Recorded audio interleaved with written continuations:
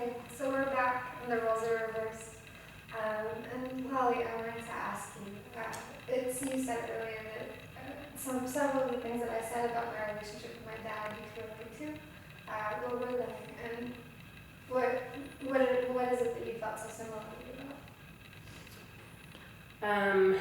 So I didn't know how to explain being drawn to you, but when you were sharing about your dad having anger issues, I could relate to that. Just reducing our dads to just that and not seeing the good that was there.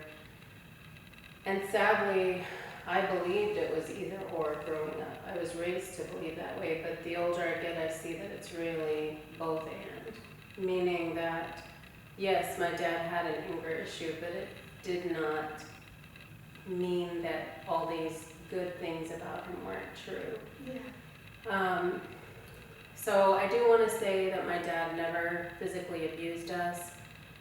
He did verbally abuse us, and so for those who are facing verbal abuse, you do not have to live with that.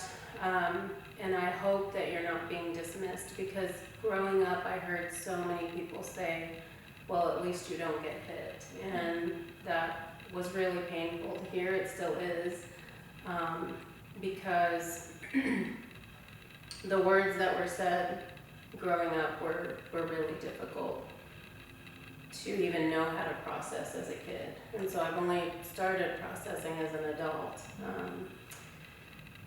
So that I could relate to that, and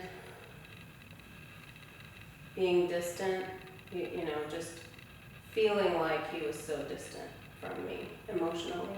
He was physically always there, but those are probably the two things that I could really relate to. Yeah, I get what you mean by the distant thing. I don't think I said that in my interview, but that's a really good summary, the distance. So, despite the similarities, I understand that we both are still unique, and our relationship with our dads are unique. So, could you tell me more about your relationship with him, both the good and the bad? Yes. I don't think he knew how to communicate and to sit and talk through a situation, but he was funny and charming and intelligent. He graduated college at 19 and then just began buying his own schools throughout India.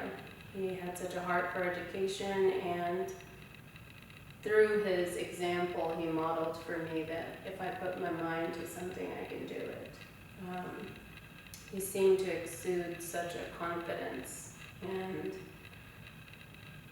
I just was drawn to that confidence. Yeah, I think. I love that. He sounds very charismatic. Okay, so you already kind of talked a little bit about it, but could you tell me also, like, from his life, you know, what are some examples, and what have you learned from his example, and what do you want to carry from his life into your own, you know, forward, you know, into your own life? Well, he was always quick to forgive. He was also quick to ask forgiveness, and